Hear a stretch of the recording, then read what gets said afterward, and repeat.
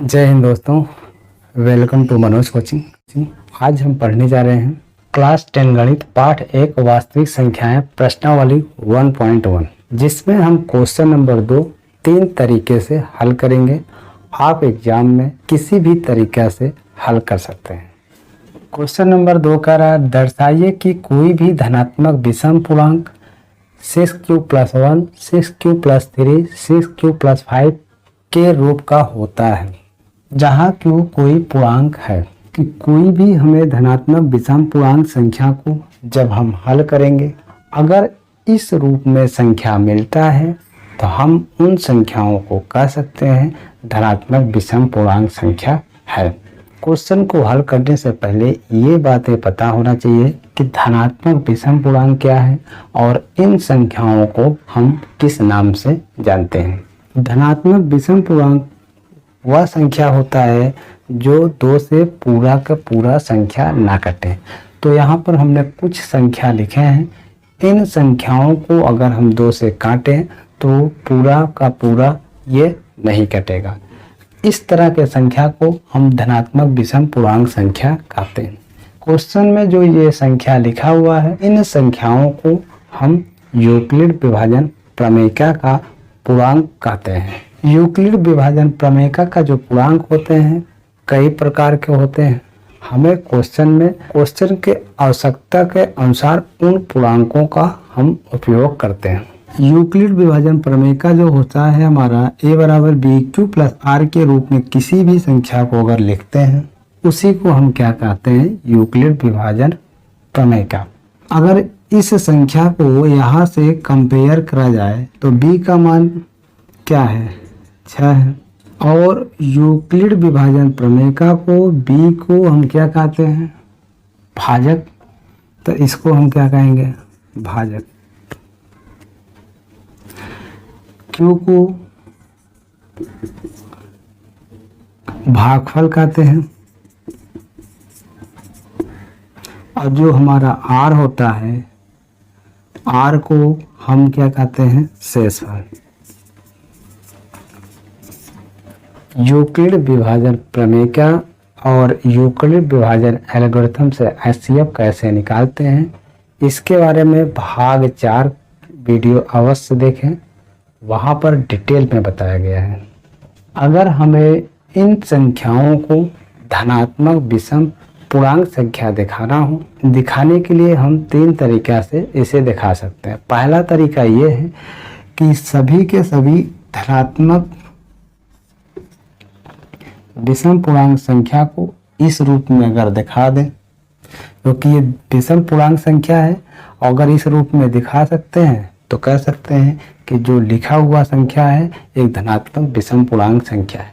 दूसरा तरीका है, इन पूरे संख्या को लेकर हल करिए और धनात्मक विषम पूर्णांक संख्या के रूप में दिखा दें, तो भी सिद्ध हो जाएगा कि जो ये संख्या लिखा हुआ है एक धनात्मक विषम पूर्णांक संख्या लिखा हुआ है।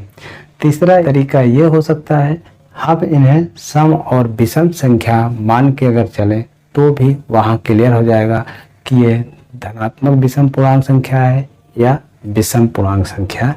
तो हमने यहाँ पर 3 कंडीशन लिखे हैं। अगर हम धनात्मक विषम पूर्णांक संख्या को लेकर चलें और इस रूप में अगर संख्या मिलता है तो यह सिद्ध हो जाएगा कि जो भी संख्या लिखा हुआ है एक धनात्मक विषम पूर्णांक के रूप में लिखा हुआ है। अगर इन संख्याओं को लेकर चलें और अगर हम धनात्मक विषम पूर्णांक संख्या हल करें तो ऐसी कंडीशन में इन संख्याओं को कह सकते हैं एक धनात्मक विषम पूर्णांक संख्या है। तीसरा शर्त यह है कि अगर हम संख्या को सम और विषम मान के चलें तो वहाँ पर भी हम संख्याओं को पता कर सकते हैं कि धनात्मक विषम पूर्णांक संख्या है या नहीं। हम यहाँ पर पहला शर्त लेके चल रहे हैं।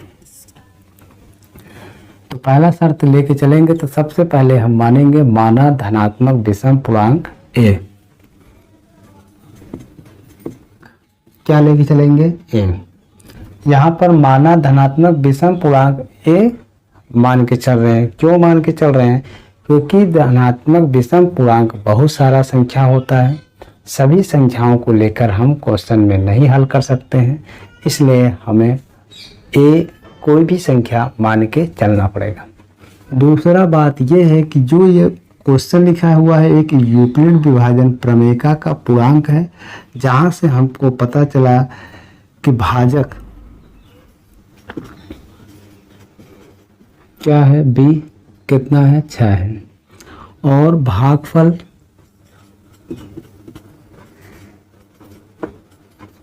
q है, शेषफल r है,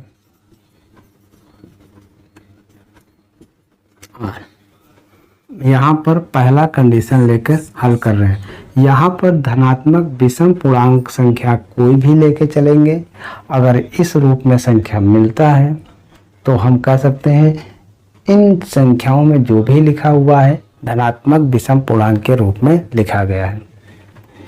अगर हम कोई एक संख्या लेके चलेंगे 37 2 से पूरा नहीं कट रहा है, इसलिए हम कह सकते हैं 37 एक धनात्मक विषम पूर्णांक संख्या है।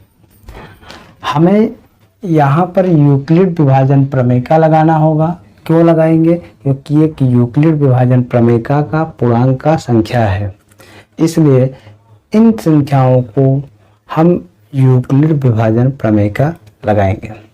अगर हमें यूक्लिड विभाजन प्रमेयिका लगाना हो, हमें वहाँ पर कम से कम 2 संख्या होना चाहिए। यहाँ पर एक संख्या हमने ले लिए, दूसरा संख्या क्वेश्चन में जो दिया है भाजक यूक्लिड विभाजन प्रमेयिका में हल करते हैं। सबसे पहला काम यही है कि जो ज़्यादा संख्या है उसको a मानते हैं, जो कम है उसको हम b मानते हैं, जो कि भाजक दिया है b। दूसरा काम ये करते हैं जो संख्या ज़्यादा है उसमें कम वाले संख्या से भाग देते हैं। तो ज़्यादा हमारा क्या है 37, इसमें हम भाग दे रहे हैं कम वाले से, 6 बार जाएगा 36 आएगा, 1 घटेगा। यहाँ पर ध्यान दीजिए, जिस संख्या से टेबल पढ़ते हैं उसको हम भाजक कहते हैं, जिसमें हम भाग दे रहे हैं उसको भाज्य कहते हैं। भाग देने के बाद कितने बार टेबल जा रहा है उसको हम भागफल कहते हैं। बचा हुआ संख्या हमारा शेषफल होता है, तो हम इसका नाम लिखते हैं।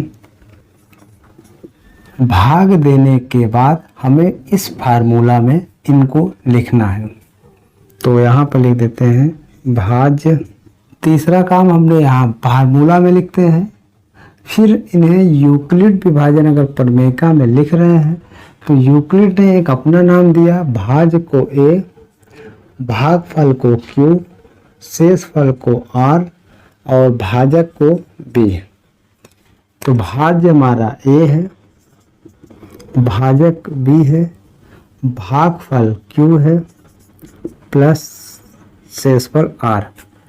अब इनको अगर लिखना हो तो a हमारा 37, b कितना है 6, q 6, r 1। यहाँ पर देखा जाए 6 गुणे q प्लस 1 लिख सकते हैं, क्योंकि यहाँ पर q एक पूर्णांक है। q एक पूर्णांक संख्या है और पूर्णांक पर यहाँ पर ये लिखा गया है कोई भी संख्या हो सकता है। तो जो ये 6 है इस पूर्णांक को q बराबर 6 मान के चलेंगे तो इन्हीं संख्या को ऐसे लिख सकते हैं। अब ये 6q प्लस 1 के रूप में लिखा हुआ है, तो हम इनको लिख सकते हैं धनात्मक विषम पूर्णांक संख्या है। एक कोई धनात्मक विषम पूर्णांक संख्या लेके चले और उनको जब हल किए तो यहाँ पर 6q प्लस 1 आया, क्वेश्चन में मिल रहा है, इसका मतलब ये जो संख्या है एक धनात्मक विषम पूर्णांक संख्या है। तो इनको हमने यहाँ पर लिख दिया धनात्मक विषम पूर्णांक संख्या। ऐसे आगे हम और कोई संख्या लेके चल रहे हैं। आगे हम कोई एक संख्या 45 लेके चलें। 2 से पूरा का पूरा संख्या नहीं कट रहा है, इसका मतलब एक धनात्मक विषम पूर्णांक संख्या है। और एक संख्या 6 हमारा जो क्वेश्चन में भाजक के रूप में मिला है। अब इन दोनों संख्याओं में यूक्लिड विभाजन प्रमेय का लगाएंगे। तो जो ज़्यादा संख्या होता है उसको a मानते हैं, भाजक b हमारा दिया है। ज़्यादा वाले संख्या में कम वाले संख्या से भाग करेंगे। 6 सते 42 घटेगा 3 आएगा। इसको हम क्या कहते हैं? भाजक। इसको हम क्या कहते हैं? भाज। ये हमारा क्या हो जाएगा? भागफल। और ये क्या हो जाएगा? शेषफल।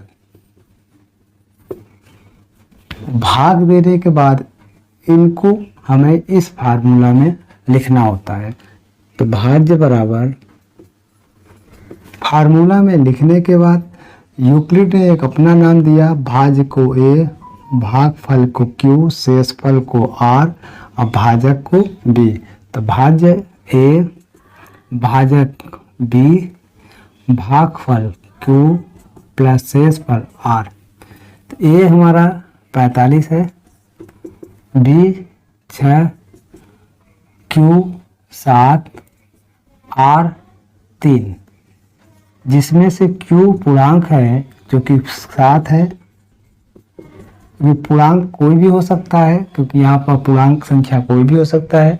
अब इस संख्या को 6q प्लस 3, क्योंकि 7 की जगह पर हमने क्या लिख रहे हैं? q।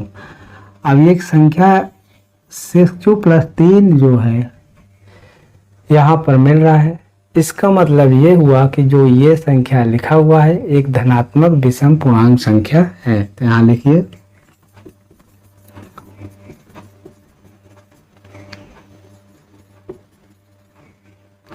तो ये संख्या एक धनात्मक विषम पूर्णांक संख्या है।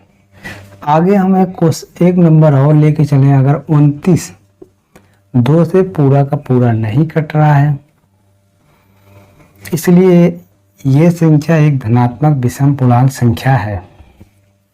और एक संख्या 6 जो हमारा क्वेश्चन में है भाजक के रूप में, इन संख्या में यूक्लिड विभाजन प्रमेय का लगा रहे हैं।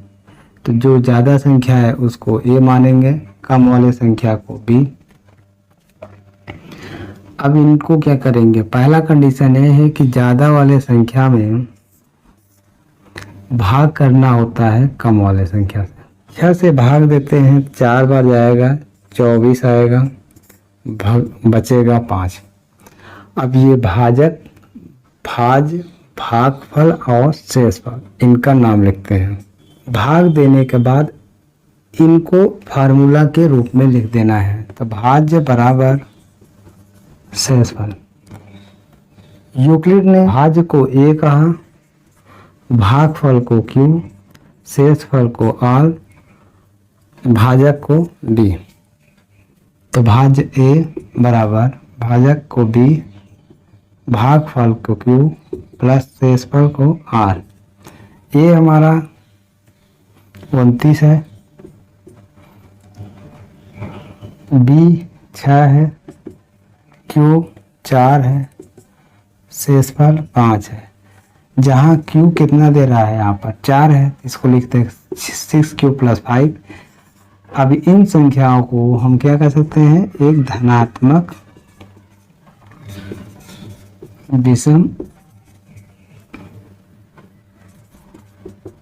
पूर्णांक संख्या है। तो 6q प्लस 5 यहाँ पर भी संख्या मिल रहा है, इसलिए हम कह सकते हैं 6q प्लस 5 एक धनात्मक विषम पूर्णांक संख्या है। कोई भी धनात्मक विषम पूर्णांक संख्या को जब हमने लेकर चले और इन संख्याओं को रूप में यहाँ पर लिखा हुआ दिख रहा है, इसलिए हम कह सकते हैं कि जो भी संख्या है एक धनात्मक विषम पूर्णांक संख्या है। ये तो हमारा पहला तरीका है क्वेश्चन को हल करने का। हम एक दूसरा तरीका से अब हल करने जा रहे हैं, जहाँ पर हम इन संख्याओं को लेकर चलेंगे और हमें वहाँ पर हल करने के बाद धनात्मक विषम पूर्णांक संख्या मिलेगा। मतलब कि अगर हम इन संख्याओं को लेके चले और ऐसे हमें एक संख्या के रूप में कोई मिले और वह संख्या एक धनात्मक विषम संख्या होगा। अगर ऐसा होता है तो इससे भी सिद्ध होता है कि जो भी संख्या लिखा हुआ है एक धनात्मक विषम पूर्णांक के रूप में लिखा गया है। सबसे पहले इसको लेकर चलेंगे 6q + 1। यहाँ पर q एक पूर्णांक है, इसका मतलब ये हुआ कि q के जगह पर कोई भी संख्या लेके चल सकते हैं। अगर हम q की जगह पर 1 रखें, क्योंकि 1 हमारा पूर्णांक संख्या में आता है, तो यहाँ 1 रखें, 6 × 6 + 1, अगर इनको जोड़ा जाए 7 आएगा। 7 हमारा 2 से पूरा नहीं कटेगा, इसलिए इस संख्या को हम कह सकते हैं कैसा संख्या है, धनात्मक विषम पूर्णांक संख्या है। इससे पता चलता है कि ये जो संख्या है एक धनात्मक विषम पूर्णांक के रूप में लिखा गया है। इस संख्या को लेके चलें 6। अब यहाँ पर एक बार सिद्ध हो गया कि ये धनात्मक विषम पूर्णांक संख्या है, तो 1 रखने पर अगर विषम आ रहा है तो 2 भी अगर यहाँ पर रखेंगे तो भी विषम संख्या आएगा। अगर 3 रखते हैं तो भी आएगा। कोई भी संख्या रखेंगे, इस संख्या को जब हल करेंगे हमें एक विषम पूर्णांक संख्या ही मिलेगा। 2 रखने पर क्या हो जाएगा, 12 और 1 13। 13 भी 2 से पूरा नहीं कटेगा, इसलिए धनात्मक विषम पूर्णांक में माना जाएगा। ऐसे यहाँ पर अगर देखा जाए, चलिए यहाँ पर हम q की जगह पर 2 ले लेते हैं, तो 2 से गुणा करेंगे तो हो जाएगा 12 और 3 जोड़ा जाएगा 15। अब 15 भी हमारा 2 से पूरा नहीं कटेगा, इसलिए हम कह सकते हैं कि 15 एक कैसा संख्या है, धनात्मक विषम पूर्णांक संख्या है। तो इस संख्या को अगर कहा जाए तो ये किसके रूप में लिखा गया है, एक धनात्मक विषम पूर्णांक के रूप में लिखा गया है। तीसरा अगर इसको देखा जाए 6q + 5, q की जगह पर कोई भी संख्या ले लीजिए, चलिए 2 ले लेते हैं, तो यहाँ पर मिलेगा 6 × 2 + 5, 6 दूनी 12 और 5, 12 5 कितना होता है 17, जो कि ये हमारा 2 से पूरा नहीं कटेगा।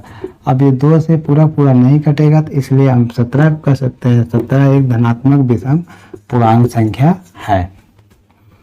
तो हमने यहाँ पर पहले इसको लेके चला और यहाँ हमने किस रूप में दिखा रहे हैं, एक धनात्मक पूर्णांक के रूप में दिखा रहे हैं, धनात्मक विषम पूर्णांक के रूप में दिखा रहे हैं। देखिए यहाँ पे भी एक धनात्मक विषम पूर्णांक के रूप में दिखा रहे हैं और यहाँ भी धनात्मक विषम पूर्णांक के रूप में दिखा रहे हैं। अब तीसरा कंडीशन, अगर इसी चीज को प्रूव करना है सम और विषम के कंडीशन में, उसको देखते हैं। 6q + 1, 6 और q एक ऐसा संख्या है, एक धनात्मक सम पूर्णांक संख्या है, एक विषम धनात्मक। अगर इन दोनों को जोड़ा जाए सम और विषम को, तो हमें एक कैसा संख्या मिलेगा, विषम संख्या मिलेगा। और यहाँ पर जो विषम संख्या मिल रहा है, तो इससे हम ये कह सकते हैं कि जो भी संख्या है एक धनात्मक विषम पूर्णांक संख्या है। ये कैसे पता चलेगा, इसको देखिए। 6 है, अगर q एक पूर्णांक संख्या है तो इसकी जगह पर हम कोई भी पूर्णांक संख्या अगर 1 लिखते हैं, तो q की जगह पर 1 अगर रख रहे हैं और +1, तो इनको अगर जोड़ा जाए तो ये क्या आ जाए, 6 के 6 और +1। तो जो हमने यहाँ पर संख्या रखा, तो यहाँ पर जो संख्या आ रहा है 2 से पूरा कट रहा है। अब ये 2 से पूरा कट रहा है, तो इसका मतलब ये किस में आएगा, सम में। अब ये 2 से पूरा नहीं कट रहा है, ये किस में आएगा, विषम में। इसका मतलब अब सम और विषम, मतलब ये सम और विषम जोड़ेंगे तो क्या मिलेगा, एक 7 मिलेगा। तो 7 कैसा संख्या है, एक विषम संख्या जो कि पूरा 2 से नहीं कट रहा है। तो ऐसे यहाँ पे भी एक सम और विषम को जोड़ेंगे तो विषम मिलेगा। तो हम कह सकते हैं 6q + 1 एक धनात्मक विषम पूर्णांक संख्या है। अब यहाँ पर अगर हम 2 रखते हैं तो भी यहाँ पर 2 का 6 में गुणा होगा तो क्या आएगा, 12 आएगा। और 12 भी कैसा संख्या आएगा, सम। तो कोई भी अगर संख्या रखेंगे तो एक बार जो रिजल्ट मिलेगा वो हमेशा वही रिजल्ट मिलेगा। दूसरा देखिए 6q + 3, तो ये पूरा संख्या किस में आएगा, सम में आएगा। और ये पूरा संख्या किस में आएगा, विषम में आएगा। और सम और विषम जोड़ेंगे तो क्या मिलेगा, विषम में मिलेगा। कैसे, 6 गुणे, अब यहाँ पर क्यों एक पूर्णांक संख्या है तो अपने मर्जी से कोई भी संख्या एक रखिए पूर्णांक में। चलिए इस बार हम 2 रख देते हैं और यहाँ पर क्या आएगा, 3। तो 6 का अगर 2 में गुणा करेंगे तो क्या आएगा, 12 और 3। अब देखिए 6 में जब 2 का गुणा किया तो 12 आया। अब 12 कैसा संख्या है, सम संख्या, तो इसलिए इस संख्या को हमने क्या नाम दिया, सम। 3 हमारा 2 से पूरा नहीं कटा इसलिए विषम संख्या कह रहे हैं। अब ये देखिए ये तो सम हो गया और ये विषम हो गया। अब इन दोनों को जोड़िए, 12 3 क्या होता है, 15।